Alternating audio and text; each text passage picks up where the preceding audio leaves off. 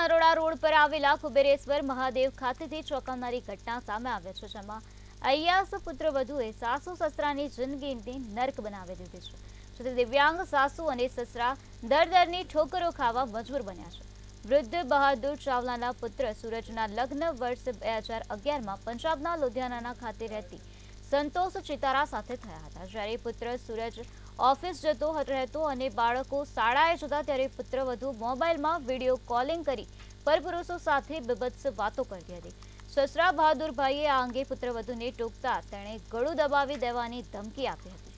જે બાદ પુત્રવધુ પિયર જતી રહેતા બહાદુરભાઈ અને તેમના પત્ની પુત્રવધુને તેડવા માટે પંજાબના લુધિયાના ગયા હતા. ત્યારે પુત્રવધુના પરિવારજનોએ તેમને મારી નાખવાની ધમકી આપી હતી.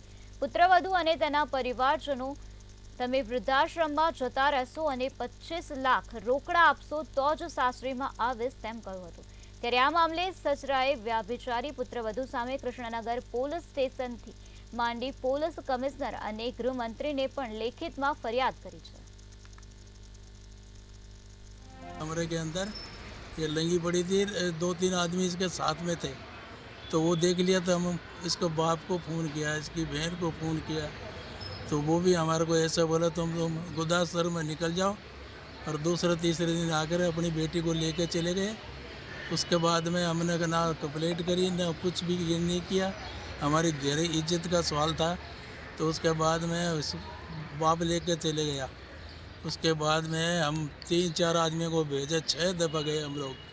मैं भी लंगड़ा होकर जाके हाथ जोड़ा, पैर जोड़ा कि इसका बच्चा घर बच जाए, और ये आदत अपनी गंदी है वो पर कर ले. तो वो बोला था नहीं, हमको 25 लाख रुपए दो, नहीं तो तुम आश्रम में चल जाओ, और 25 लाख दो नहीं तो तुम्हारे पंजाब में कंप्लेंट करके तुम्हारी हालत ख़राब कर दूँगी. બહાદુરસિંહ ચાવલા અને તેમના પત્ની દવાખાના મુકામે ગયેલા હતા અને અચાનક ઘરે આવતા તેમને જોયું તો તેમના પુત્રની વહુ નગ્ન અવસ્થામાં અન્ય પુરુષો સાથે રંગરેલિયા મનાવતી હતી. આ બાબતની સમગ્ર બાબતની જાણ થતાં તેઓએ તેમના પુત્રને તાત્કાલિક ધોરણે ઘરે બોલાવેલ અને સમગ્ર ઘટનાથી વાકેફ કરેલ. ત્યારબાદ પરિવારની ઇજ્જત આબરૂ ના જાય તે માટે તેઓએ કોઈને કહેલ નહીં અને ફક્ત તેમની વહુની દીકરાને સમજાવવાનો પ્રયત્ન કરેલ. અને તેમના પત્ની તેમના સગા સંબંધીઓના માધ્યમથી 5-6 વખત પંજાબ લુધિયાના મુકામે તેઓને તેડી લાવવા માટે ઘરે ઉપરથી ચોર કોટવાલને દાટે તે રીતે તેમના ભાઈ બહેન અને તેમના પિતાએ તેઓના જોડે 25 લાખ રૂપિયાની માગણી કરેલ અને કહેલ કે 25 લાખ રૂપિયા તમે આપશો ત્યારે જ મારે દીકરીને તમારા ઘરે મોકલીશ, અને બીજું કે જ્યારે મારી દીકરી તમારા ઘરે આવે ત્યારે તમારે વૃદ્ધાશ્રમમાં જવું પડશે એવી વાતચીત કરેલ. અને ત્યારબાદ એમને ધમકી આપેલ કે હું પંજાબ મુકામે અન્ય જગ્યા ઉપર તમારા તથા તમારા પરિવાર ઉપર ખોટા કેસો કરીને તમારું જીવન બરબાદ કરી દઈશ. ત્યાર વૃદ્ધ દંપતી તેમના સગા સંબંધીઓ મારફતે અમારી પાસે આવેલ અને ત્યારબાદ અમે કૃષ્ણનગર પોલીસ સ્ટેશન, પોલીસ કમિશનરની કચેરી, ગુજરાત હાઈકોર્ટ, મુખ્યમંત્રી સાહેબશ્રીની લેખિત ફરિયાદ આપેલી છે અને ન્યાયિક પ્રક્રિયા હાથ ધરેલ છે.